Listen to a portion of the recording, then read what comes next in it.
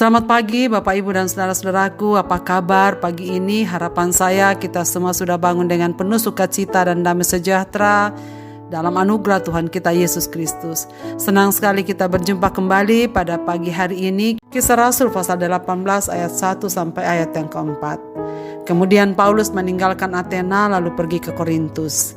Di Korintus ia berjumpa dengan seorang Yahudi bernama Aquila dan yang berasal dari Pontus. Ia baru saja datang dari Italia dengan Priscilla istrinya karena Kaisar Claudius telah memerintahkan supaya semua orang Yahudi meninggalkan Roma. Paulus singgah di rumah mereka dan karena mereka melakukan pekerjaan yang sama, ia tinggal bersama-sama dengan mereka. Mereka bekerja bersama-sama karena mereka sama-sama tukang kemah. Dan setiap hari Sabat Paulus berbicara dalam rumah ibadat dan berusaha meyakinkan orang-orang Yahudi dan orang-orang Yunani. Bekerja bersama. Saudara-saudaraku, apa yang kita ingat dari binatang kecil semut, rayap atau tawon? Binatang yang kecil seolah-olah tak memiliki kekuatan apa-apa. Namun mereka memiliki kekuatan untuk bertahan hidup begitu luar biasa. Dan itulah sebabnya mereka sangat cepat berkembang biak. Di mana-mana kita mudah menemukan semut. Karena mereka memang mudah untuk berkembang biak. Saudara, apakah rahasianya?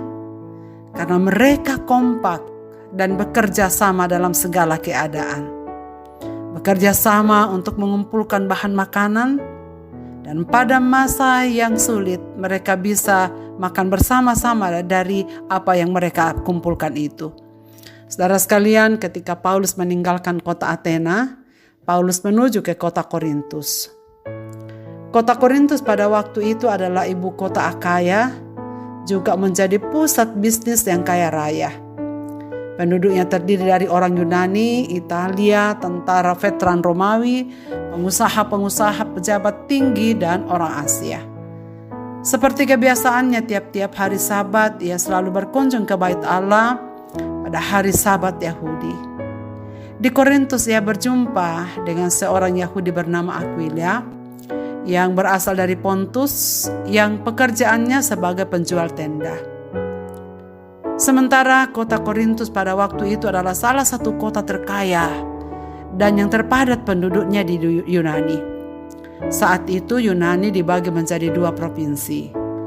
Makedonia dengan ibu kotanya Tesalonika dan Akaya dengan ibu kotanya Korintus. Korintus juga mempunyai penduduk yang menyembah berhala, terkenal karena kesombongannya dan kebejatan moralnya. Sampai-sampai pada saat itu kalau ada orang yang bermoral bejat, mereka disebut dengan sapaan orang Korintus. Saudara sekalian, di Korintus inilah Paulus akhirnya tinggal di rumah Aquila dan Priscilla. Paulus sangat diterima dengan baik. Saudara-saudaraku, di samping Paulus terus melaksanakan tugas penginjilannya, juga mempunyai pekerjaan yang sama dengan Aquila, yaitu juga turut serta dalam membuat kemah dan tenda. Hal ini mempertemukannya dengan keluarga yang sama-sama memiliki pekerjaan yang sama. Walaupun sama-sama pembuat kemah atau tenda, tidak membuat satu sama lain merasa sebagai saingan atau tersaingi sehingga membuat ada jarak. Paulus tinggal di rumah keluarga ini, sangat bersahabat dan selalu bekerja sama. Dan mereka semakin berkembang baik usaha maupun kerohanian mereka. Saudara-saudaraku, hal yang sangat penting dilakukan Paulus di Korintus untuk menjadi teladan bagi kita, bahwa ia tidak gengsi, bekerja mencukupi dirinya sendiri, walaupun ia sebagai seorang rasul. Paulus melakukan pekerjaan lain di samping memberitakan Injil, sebab ia ingin mencari nafkah dengan cara sepanjang perjalanannya atau ketika tinggal di suatu tempat, rupanya tidak hanya dilakukannya di kota Korintus. Saudara-saudaraku, dari Rasul Paulus kita belajar bahwa jika ada hamba-hamba Tuhan yang harus bekerja untuk menghidupi diri dan keluarga, tidak melakukan hal yang salah. Alkitab dan para rasul telah memberi contoh lebih dahulu tentang hal merangkap pekerjaan. bahwa hamba Tuhan boleh juga melaksanakan tugas panggilan untuk mencukupi kepentingan dan kebutuhan hidupnya, tetapi bukan mengutamakan pekerjaan itu ketimbang pekerjaan utamanya, yaitu untuk melayani dan memberitakan Injil. Saudara sekalian, seringkali kita temui ada orang-orang yang mengaku melayani Tuhan, tetapi kemudian lebih mengutamakan pekerjaan-pekerjaan sampingannya, dan pelayanan-pelayanannya di dalam jemaat seringkali terbengkalai. Saudara sekalian, dari sini kita belajar maksud Paulus melakukan semuanya itu adalah karena ia tidak mau pemberitaan Injil terhalang hanya karena kekurangan makanan. Paulus adalah hamba Tuhan yang rajin, yang tak ingin membebani dan merepotkan orang lain karena urusan ekonomi. Saudara sekalian, Paulus melihat Aquila dan Priscilla sebagai teman yang bisa diajak untuk bekerja sama juga untuk pelayanan. Saudara, inilah keunggulan Paulus dan rahasia pertumbuhan pelayanan di kota Korintus. Kerjasama dengan Aquila dan Priscilla. Walau harus diakui saudara sekalian bahwa hal bekerja sama dengan orang lain tidaklah mudah. Pekerjaan tidak boleh menghambat panggilan utama orang percaya, yakni pemberitaan Injil melalui perkataan dan perbuatan. Hal inilah yang dinampakkan Paulus. Saudara-saudaraku, salah satu ciri kehidupan di era globalisasi ini adalah kehidupan yang semakin bersaing. Bila kita berkemampuan, berkualitas dalam ilmu pengetahuan dan teknologi, kita akan semakin maju, semakin berkembang. Tetapi sebaliknya akan tersingkir. Juga manusia akan semakin individualistis, karena mereka akan menjalin kerjasama jika sama-sama menguntungkan. Bila selevel atau bersama-sama menyukai satu hal, tentu hal ini tidak sesuai dengan iman Kristen kalau kita hanya mampu bekerja sama dengan orang-orang yang akan menguntungkan kita.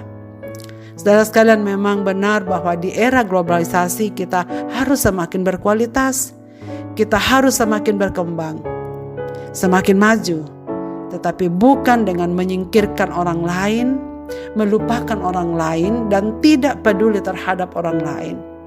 Paulus mau kita melakukan semua ini asal saja itu menjadi sarana dan jembatan kita bekerja sama dengan semakin banyak orang, supaya kita bergandengan tangan mengerjakan tugas-tugas pelayanan dalam keseharian kita. Beberapa saat kemudian Paulus menulis supaya mereka bertolong-tolongan dan bekerja sama menanggung beban. Saudara-saudaraku, apakah hambatan kita untuk bekerja sama dengan orang lain? Marilah kita berdoa. Bapa di sorga, terima kasih banyak untuk firman-Mu pada pagi ini yang telah menolong kami untuk melihat panggilan hidup kami masing-masing. Bahwa tanpa orang lain kami tak akan mungkin bisa melakukan tugas panggilan kami. Kami membutuhkan kebersamaan dengan orang lain. Kami membutuhkan kerjasama dengan saudara-saudara ataupun orang-orang di sekitar kami, supaya kami dapat bergandengan tangan bersama untuk mengerjakan pekerjaan yang Tuhan emban berikan kepada kami. Bapa di sorga, kami berdoa supaya sepanjang hari ini Tuhan pelihara kami dengan baik. Seluruh pendengar renungan pagi ini dimanapun mereka berada, Bapa ulurkan tangan-Mu buat mereka. Mereka yang sedang kesulitan ekonomi, Tuhan tolonglah, bantulah mereka. Mereka yang sedang bergumul dengan berbagai-bagai persoalan hidup mereka, Bapa ulurkan tangan kasih-Mu supaya mereka menemukan solusi di dalam persoalan hidup mereka. Berilah kekuatan kepada mereka di setiap hari untuk menjalani seturut dengan kehendak Tuhan. Yang sedang berduka, Tuhan hiburkan. Mereka yang sedang galau dengan berbagai-bagai persoalan hidup mereka, Tuhan sendiri yang akan menolong. Bapa Surgawi, kami serahkan hidup kami sepanjang hari ini. Sambutlah kami anak-anak-Mu ya Tuhan. Kami berdoa dalam nama Yesus Kristus Tuhan dan Juru Selamat kami. Amin. Selamat beraktivitas Bapak, Ibu, dan saudara-saudaraku. Tuhan Yesus memberkati kita sekalian.